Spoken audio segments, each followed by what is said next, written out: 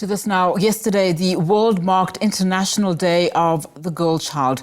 The day is observed annually on October 11th with an aim to recognize girls' rights and the unique challenges girls face around the world. Now, adolescent girls have the right to a safe, educated and healthy life, not only during these critical formative years, but also as they mature into women. However, teenage girls in South Africa face numerous challenges, including lack of parental support or mentorship, negative influences and limited access to resources. Save the Children South Africa has joined the global movement to amplify girls' voices and create positive opportunities for them to succeed under the theme Girls' Vision for the Future. Now, to take this discussion further, we're now joined via video link by Rumbi Munyaradzi, author of the Gen Z Pocketbook for teenage girls. Rumbi, thank you so much for your time and good afternoon to you. Firstly, I want to talk about your partnership with Save the Children South Africa and how your Gen Z Pocketbook for teenage girls will align with just some of the work that they are currently doing for children, in essence, in this country. Thank you for having me. So I'm excited to talk about this partnership. Save the Children does is around holistic children to making sure that they have a bright future. Do a lot of different programs across child protection, health and nutrition is under the education pillar. That comes that we equip not only speak to technical skills, the soft skills that are needed today, so that as benefit from hard skills that are taught in schools, they also combine that with the soft skills, thinking, leading, are picking the right careers that can make good on all the opportunities. And I mean, it must have been quite a task for you to address some of these challenges and reflections through storytelling. So just talk to us about, how you were able to navigate this terrain. I mean, we're talking essentially here about issues for young girls at a time when we have high teenage pregnancies, high unemployment rate, GBV, femicide, at a time where bullying is now causing and resulting in our children taking their own lives, but also at a time when they're just trying to be teenagers and navigate that dynamic. To be honest, it's hard to package it all into one book because I look at what are the concise lessons for a teenager. Channeled my inner 18-year-old to think about up in these times I have wanted to know to cope with the challenges that you've just outlined, but also some of the things that helped me when I was that age to come out of various challenges. I think a bit of self-grace, mistakes that were made. And so from a storytelling perspective, I think it's important to make sure that we are relatable in what we do, because the challenges are real. That girls know that things are valid. Struggles that they have gone through, many of us have experienced, and we can back and help them. I'm aiming to achieve with the book the emotions that young girls go through, and to tell them that there are mentors like me who need to help them with whatever they're going through. I think that it's a process, right? To be able to share mental models, wide-reaching, but then that we have real conversations in the real world to make sure that we can support one another. So the book, there's you can put down on paper. It is part of a conversation that I'm hoping that with Save the Children, we're able to not only have the book in circulation, also the book in circulation, and then of in-person conversations that allow students to engage with the material and then through conversation, connect that to their specific issues so that they understand how the principles real world act.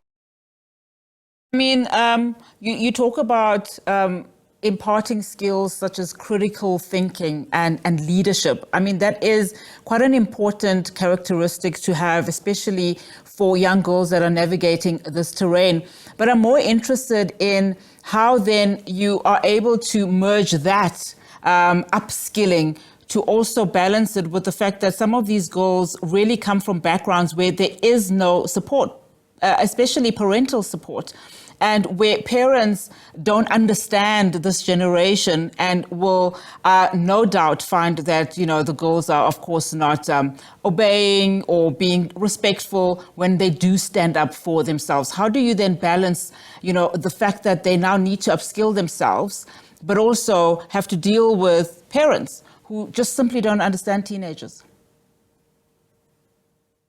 Great, thank you for that question.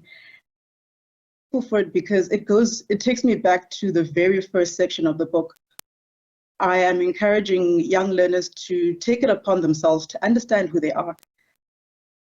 Your parents raise you, but you decide who you are. To your point, there isn't support.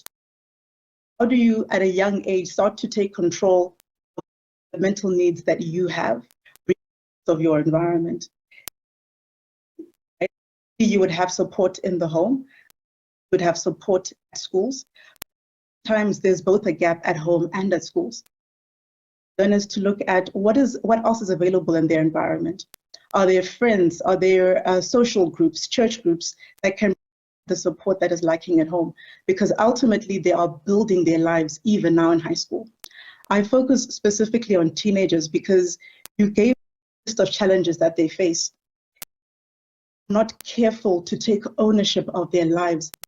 Years, very serious mistakes impact them for the rest of their lives, for a long portion of their lives. So it's important to understand that consequences to their actions. It's important to mold their mindsets for them to understand that they do have some level of control. Sometimes in our African culture, parents than life. It's important that children find a zone of control for themselves where they say, in as much as I'm still under my parental roof, what are things that I can do for myself to improve? And this book of those lessons that children can take forward to themselves, see one immediately available to them in the home. And I mean, as we wrap our conversation, Rumbi, I do realize, of course, that there are probably a lot of things that would need to come into play here for this to reach a wider audience. But in the world of this digital divide that we find ourselves in, there's so many, you know, schools to target and to reach. How do you then plan to take this forward and make sure that you reach those communities that probably would benefit more you know, from this book, and also just from Save the Children South Africa in terms of their joining the global movement for girl children in terms of its vision? Well, a simple part of that is to make the book available in print, digital divide. And I'd like to make resources available online. For many learners, they simply need a physical, and that's why we're making this pledge to corporates to make sure that the resources in Pocketbook book in print. It has an extensive network of schools and community organizations around the country. Through the help of sponsorship, we'll be able to make sure that copies do reach these schools and are able to facilitate conversations by teachers and as well as community leaders that Save the Children has established parts of this country. So credit of teachers, capacitating the youth workers who are embedded in these communities to lead conversations with learners, but guided by a resource which is practical and immediately impactful to the challenges that young people face. Rumbi, thank you so much for your time. Really do appreciate you coming on to the show. All right, Rumbi Munyaradzi is the author of the Gen Z Pocketbook for teenage girls, also partnering there with Save the Children South Africa.